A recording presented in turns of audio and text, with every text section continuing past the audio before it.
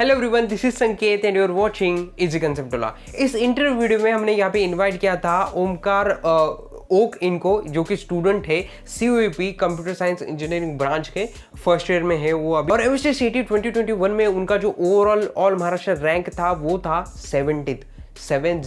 तो उनका जो गाइडेंस है वो आपको इस इंटरव्यू के थ्रू जो मिलने वाला है वो बहुत ही आपको हेल्प करने वाला है, क्योंकि उन्होंने कई सारे पॉइंट्स और उनकी जो प्रिपरेशन की जो एक्सपीरियंस जो टिप्स थी वो सारे आपके साथ में शेयर की हुई है। तो उसका जरूर इस वीडियो का फायदा उठाना। जो टाइम स्टैम्प है, जो क्वेश्चंस के चैप्टर्स है वो मैंने इस वीडियो के डिस्क्रिप्शन बॉक्स में दिए है, उसका आप उपयोग कर सकते हो। और इंटरव्यू के दौरान ये भी पता चला कि उनके जो हैंड रिटन नोट्स है 11-12 के वो भी आपको वो देना चाहते हैं, तो आप लेना चाहते हो तो डिस्क्रिप्शन बॉक्स में डिटेल्स दी है, तो इंटरव्यू में भी आपको जानकारी मिल जाएगी। तो आप देख सकते हो कि वो कंसिस्टेंटली 11 से स्टडी करते आ रहे हैं और उनके पास उतने नोट्स भी है, इतनी मेहनत उन्होंने ली है और तब जाके वो टॉपर बने हुए हैं। तो ऐसे भी टॉपर आप भी बन सकते हो Unacademy UV light IIT JEE test series में पार्टिसिपेट करके। टेस्ट सीरीज होगी और उन टेस्ट सीरीज की टेस्ट एनालिसिस भी होगी। 30,000 क्वेश्चंस का आपको यहाँ पे एक्सेस मिलेगा। IIT JEE 2022 के जो स्टूडेंट्स हैं उनके जो डेट्स है वो है 6 फरवरी से लेके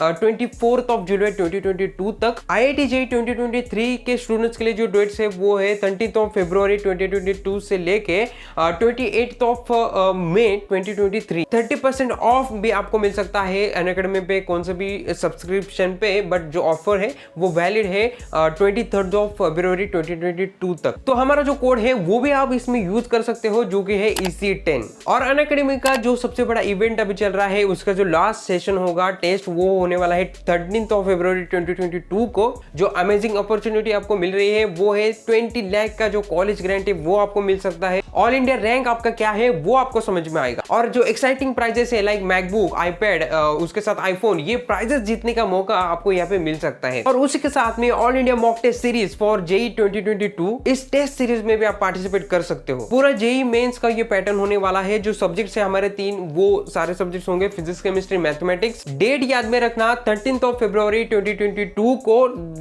2 बजे से 5 बजे तक। हमारा जो कोड है EC10 वो आप यूज कर सकते हो। तो जल्दी से जल्दी आपका जो एनरोलमेंट है, रजिस्ट्रेशन है वो कंप्लीट कीजिए। सारे जो कुछ डिटेल्स है और लिंक्स है वो मैंने डिस्क्रिप्शन बॉक्स में दी हुई है। अब एक काम कीजिए, एक पेन और एक पेपर लेके बैठ जाइए, नोटबुक लेके, और जो ओमकार आपको पॉइंट्स बता रहे हैं उनको नोट डाउन कीजिए और आपके प्रिपरेशन में उन्हें अप्लाई कीजिए। तो शुरू करते हैं इंटरव्यू वीडियो। ओमकार, आपका हमारे इजी कंसेप्ट वाला चैनल पे सबसे पहले तो स्वागत है, और आपने खुद से मुझे अप्रोच किया फॉर गाइडिंग द स्टूडेंट्स, तो उसके लिए भी आपको मैं शुक्रिया कहना चाहूंगा। So welcome to easy concept वाला कम्युनिटी।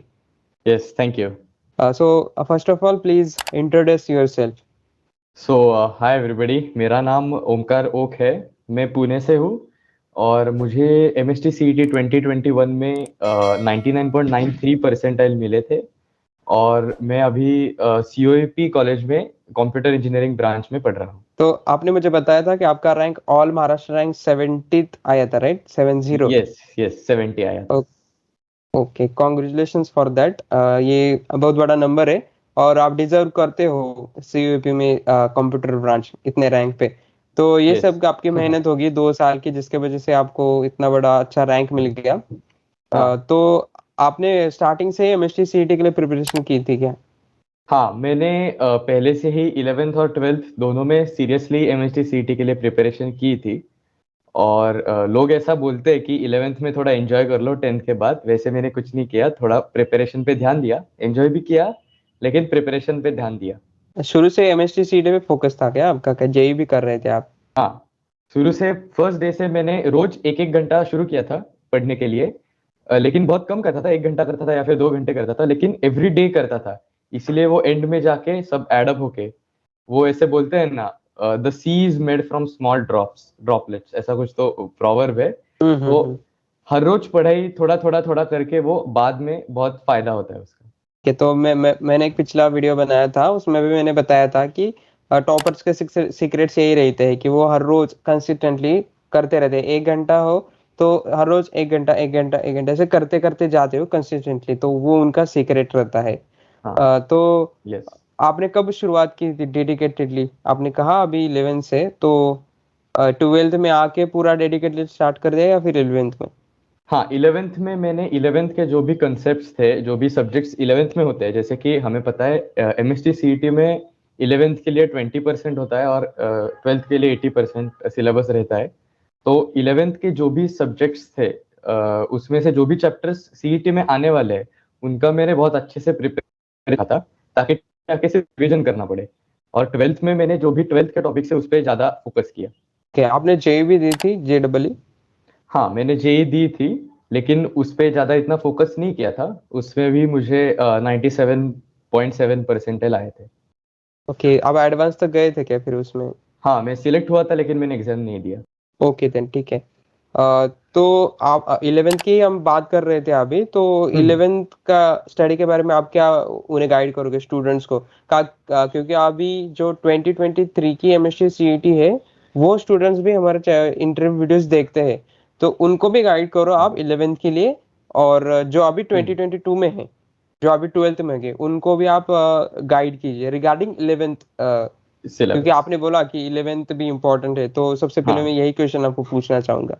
हाँ, तो मेरा सजेशन ऐसा रहेगा, जो भी 2023 के लिए पढ़ाई कर रहे हैं, आप लोग अपने 11th के पूरे सिलेबस पे बहुत फोकस करिए। क्या होता है, हमको कि 16 टॉपिक्स रहते हैं हर सब्जेक्ट में, उसमें से about 10 topics are there for MST CT exam. तो वो 10 जो टॉपिक्स है, उसका आप पूरा बेसिक्स बहुत अच्छे से कर लेना है, ताकि आगे जाके आपको फिर से वही टॉपिक्स करने की जरूरत नहीं पड़ेगी, सिर्फ उसका रिवीजन करना पड़ेगा। तो वो बहुत हेल्प करता है, क्योंकि बाद में जाके 12th का भी बहुत सिलेबस बढ़ता है, तो ऐसा बर्डन नहीं होता है 11th का। और जो आप समझो, अगर आपको 160 मार्क्स आ रहे हैं सीईटी में, तो ऊपर के जो 20 मार्क्स मिलते हैं, जिससे आपका कॉलेज ड्रास्टिकली चेंज होता है, वो आपको 11th से ही मिलते हैं। क्योंकि मोस्ट ऑफ द लोग क्या करते हैं, 11th को थोड़ा निग्लेक्ट कर देते हैं। इसीलिए अगर आपने 11th पे अच्छा फोकस किया है, तो वो एक्स्ट्रा बूस्ट ऑफ मार्क्स आपको मिल जाता है। और सपोज बर्डन आया है उन पर, अभी जो 12th में है, हाँ। इतना नहीं होगा एमएसटी सीईटी में 11th का, फिर भी आ रहा है, तो क्या कर सकते हैं? जो तो अगर आप पे बर्डन आ रहा है, वैसे भी अभी बोर्ड्स अभी है, उसके बाद टाइम है सीईटी के लिए, तो आपके पास बहुत अच्छा टाइम अभी मिला है। जिनको बर्डन आ रहा है, उन्होंने उनको पहले से अपना जो टेक्स्ट बुक होता है बोर्ड्स का, वो अच्छे से कर लेना है। उसके बाद जाके बाकी के जो बुक्स होते हैं, उसमें से एमसीक्यू क्वेश्चन सॉल्व करने हैं 11th के पहले, और साइमल्टेनियसली 12th का भी करना है, क्योंकि अभी आपने 11th का थोड़ा निगलेक्ट किया है, तो आपको ज्यादा पढ़ाई करना पड़ेगा। आपको 200 आउट ऑफ कितने मार्क्स थे एमएसटी सीईटी में? मुझे 180 मार्क्स थे। ओके। तो आपने स्टार्टिंग से मॉक टेस्ट देना शुरू कर दिया था क्या? मतलब इतना अच्छा स्कोर आया तो आपने मॉक टेस्ट तो दिए होंगे। हाँ, मैंने मॉक टेस्ट दिए थे। 11 से ही मैं मॉक टेस्ट दे रहा हूँ। जो भी पोर्शन होता है, तो वो उतने ही टॉपिक्स पे जो मॉक टेस्ट होता है, वैसे मॉक टेस्ट मैंने दिए थे, और बाद में जाके फुल पोर्शन मॉक टेस्ट भी दिए है मैंने सीईटी के पहले। ओके, तो क्या आपको याद है सब्जेक्ट वाइज आपको कितने मार्क्स थे सीईटी में? फाइनल सीईटी में मुझे जब तक जितना याद है, उससे मुझे लगता है मेरे मैथ्स में 92 थे, और फिजिक्स में कुछ, फिजिक्स और इस ऐड करके फिर 88 मार्क्स थे, फिजिक्स और केमिस्ट्री का। हर एक इंटरव्यू में स्टूडेंट को, हमारे टॉपर को एक क्वेश्चन रहता है कि फिजिक्स, केमिस्ट्री, मैथमेटिक्स का, हम्म। इन तीनों सब्जेक्ट्स के बारे में आपका स्टडी कैसे था, या फिर आपके कुछ टिप्स होंगे तो वो बताओ। तो हम हम्म। फिजिक्स से ही स्टार्ट करते हैं। तो फिजिक्स के बारे में आप उन्हें, स्टूडेंट्स को क्या गाइड करोगे? फिजिक्स के बारे में मैं ये बताना चाहूंगा कि फिजिक्स में जो क्वेश्चन आ, उसमें न्यूमेरिकल बेस आते हैं या फिर फॉर्मूला बेस आते हैं। तो आप लोगों को फॉर्मूलाज जो है, बहुत परफेक्ट करके जाने चाहिए सीईटी एग्जाम देने के लिए। और आपके जो जो न्यूमेरिकल क्वेश्चंस आते हैं, वो बेसिक उसमें फॉर्मूला में सब्स्टिट्यूट करना होता है वैल्यू, और उसमें से आंसर आ जाता है। पर जो पॉइंट है सीईटी में जो होता है, ये सब आपको बहुत क्विक करना है। तो ये क्विक करने की जो प्रैक्टिस आपको करनी है, वो आपको ज्यादा से ज्यादा एमसीक्यू सॉल्व करने से ही होगी। तो जितने ज्यादा आप एमसीक्यू सॉल्व कर सकते हो, उतने ज्यादा आपको हर टॉपिक के एमसीक्यू सॉल्व करने हैं। केमिस्ट्री के बारे में आप क्या बताओगे स्टूडेंट्स को, आपका गाइडेंस? केमिस्ट्री में तो 90% मैं बोल सकता हूँ, जो क्वेश्चंस आते हैं वो थियोरेटिकल क्वेश्चंस आते हैं। तो केमिस्ट्री में थोड़ा रट्टा मार के, या फिर कैसे भी आपको जैसे भी अंडरस्टैंडिंग से होता है, तो आपको सब जो कंसेप्ट्स है, उनका बहुत अच्छा अच्छा अंडरस्टैंडिंग होना चाहिए। और हर रिएक्शन का जो कैटलिस्ट होता है, टेम्परेचर होता है, या फिर कुछ पीपीटी होता है, प्रेसिपिटेट होता है, ये सब चीजें बहुत अच्छे से ध्यान में रखनी चाहिए क्योंकि इस पे क्वेश्चन ज्यादा बनते हैं। अब लास्ट में मैथमेटिक्स सबसे इम्पोर्टेंट सब्जेक्ट। हाँ, तो मैथमेटिक्स तो सबसे ज्यादा इम्पोर्टेंट सब्जेक्ट है क्योंकि मैथ्स के 100 मार्क्स आते हैं और बाकी के 50-50 आते हैं। तो आपको जो भी स्कोरिंग होता है वो मैथ्स पे ही होता है, ज्यादा से ज्यादा बल्क स्कोरिंग। तो मैथ्स में आपको ध्यान रखना है कि जो आपको क्वेश्चन है उसके लिए टाइम ज्यादा मिलता है, लेकिन क्वेश्चन भी थोड़ा कॉम्प्लेक्स रहता है फिजिक्स और केमिस्ट्री से। तो आपको अच्छे से क्वेश्चन वहीं पे भी सेम चीज आती है, ज्यादा से ज्यादा एमसीक्यूज प्रैक्टिस करने हैं और ज्यादा से ज्यादा डिफरेंट कॉन्सेप्ट्स को भी प्रैक्टिस करके रखना है।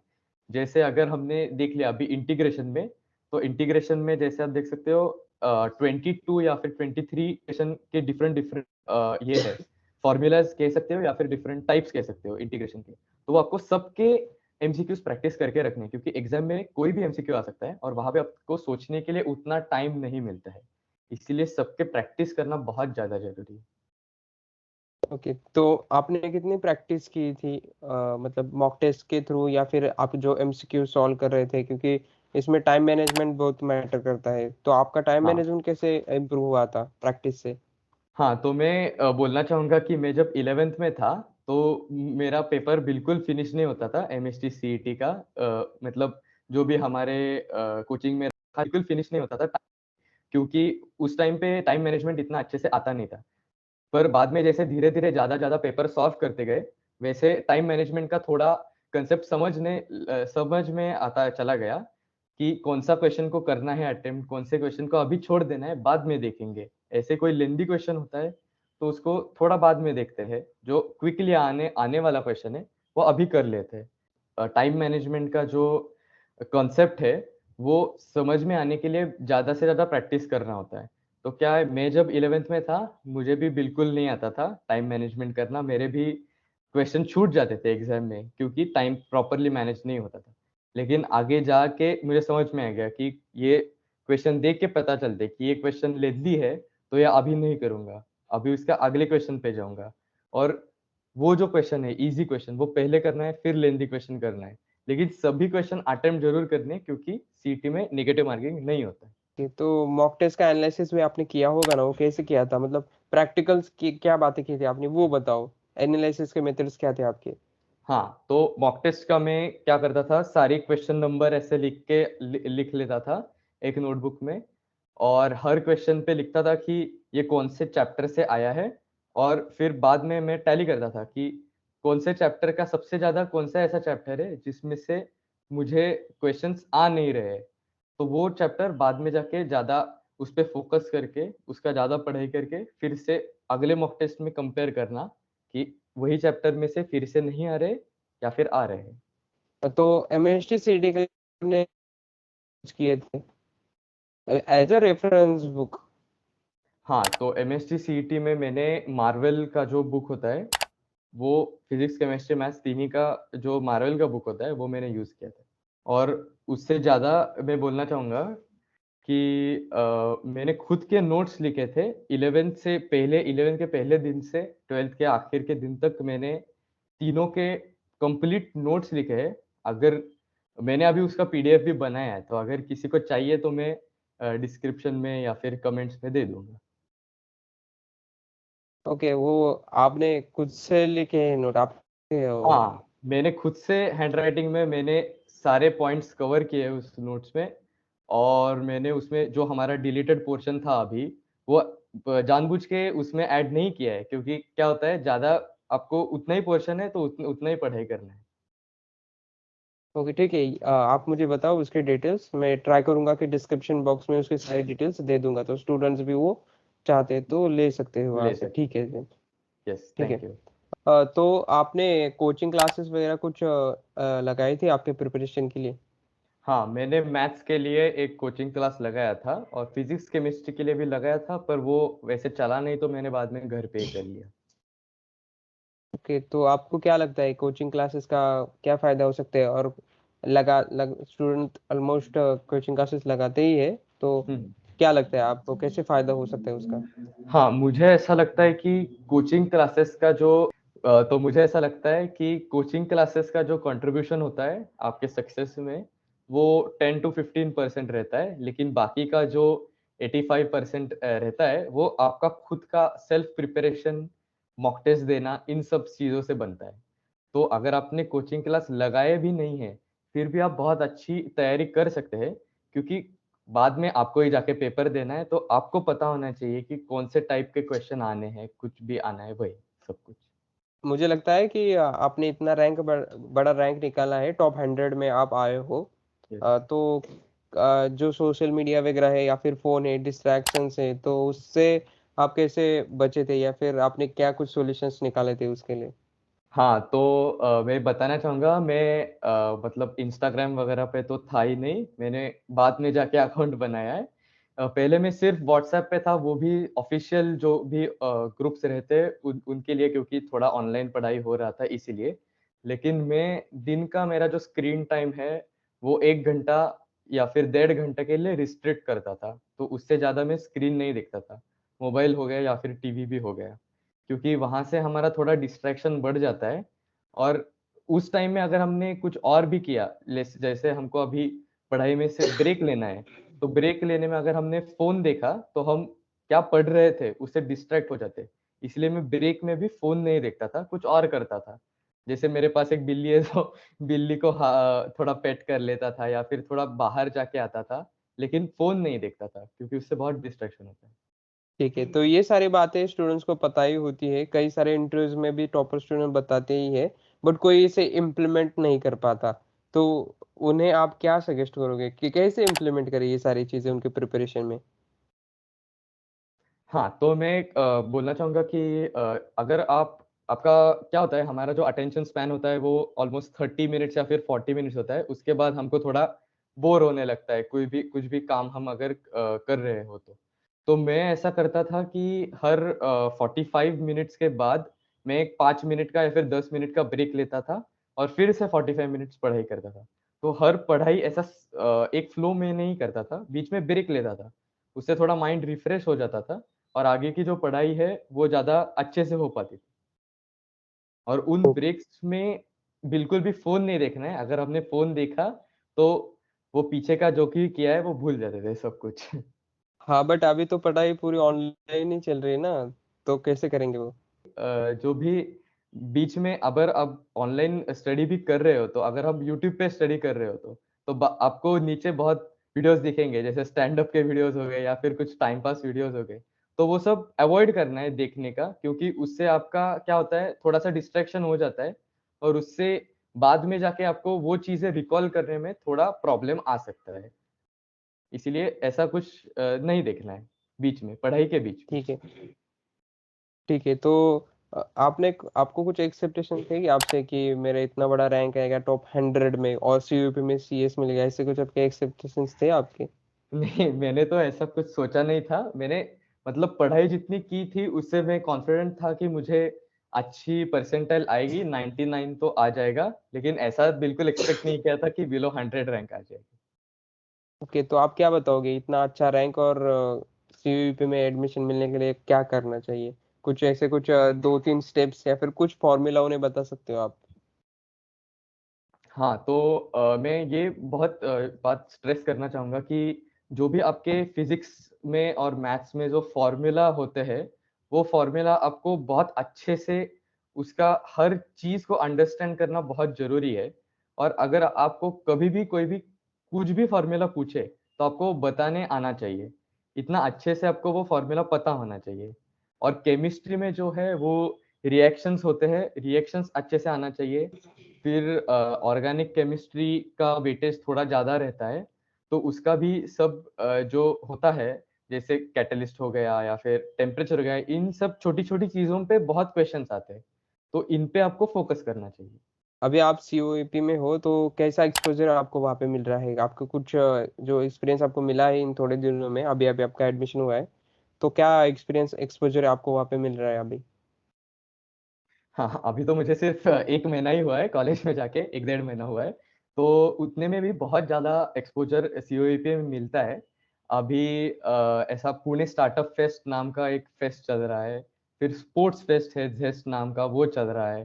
फिर बहुत अच्छे ऐसे लोगों से मिल सकते हैं जिन्होंने ऐसे बड़ा बढ़िया स्कोर किया है एमएसटी सीईटी में, तो उनके साथ जो आइडियाज एक्सचेंज होते हैं वो भी बहुत अच्छा रहता है। और वैसे कैंपस भी देखा जाए तो बहुत सुंदर कैंपस है सीओईपी का। बस इतना। कई सारे क्वेश्चंस स्टूडेंट्स के मन में भी होंगे, तो इसलिए मैं आपको इनवाइट करता हूँ, एक लाइव सेशन भी आपके साथ में करेंगे। हाँ हाँ। तो उसमें आपका जो क्वेश्चंस होंगे स्टूडेंट्स के लाइव, वो आप वहाँ पे आंसर कर सकते हो। यस डेफिनेटली मैं आऊँगा। ओके ओके, जो कोई अभी ये वीडियो बाद में देख रहा है, तो जो वो लाइव सेशन की लिंक में डिस्क्रिप्शन बॉक्स में अपडेट करूंगा। और साथ में ही ओमकार के जो नोट्स है वो भी आपको देना चाहते हैं, तो उसकी जो लिंक्स है वो भी डिस्क्रिप्शन बॉक्स में आपको मिल जाए। ठीक है, तो आपने स्टूडेंट्स के लिए समय निकाला, और हमने जो इनविटेशन आपको दिया था इंटरव्यू के लिए वो भी एक्सेप्ट किया, और अच्छे तरीके से आपने सारे जो आपके एक्सपीरियंस है एमएससी सीटी प्रिपरेशन के वो स्टूडेंट के साथ में शेयर किए, तो उसके लिए थैंक यस। यू ओमकार। हाँ, और मैं कहना चाहूँगा सिर्फ अगर किसी को कोई डाउट है रिलेटेड टू ये एमएससी सीईटी, तो वो कमेंट्स में लिख सकता है, मैं इस वीडियो के कमेंट्स में भी उसको रिप्लाई कर दूंगा। यस। कमेंट्स वो आते ही है, आप जरूर उनको रिप्लाई करना, मैं भी ट्राई करूंगा कि उनको रिप्लाई करूंगा। यस। ओके। ठीक है then, thank you very much Omkar. Yes, thank you. देख लिया वीडियो इस वक्त तक, थैंक यू वेरी मच। आपने जो टाइम दिया इस वीडियो देखने के लिए, उसके लिए बहुत बहुत आपका धन्यवाद। अब आपने ये जो पॉइंट्स निकाले हैं, टिप्स निकाले हैं, वो जस्ट आपके प्रिपरेशन में अप्लाई कीजिए। हम मिलेंगे अगले वीडियो में ऐसी टॉपर इंटरव्यू सीरीज में आपके लिए। Start and just do it. Very all the best.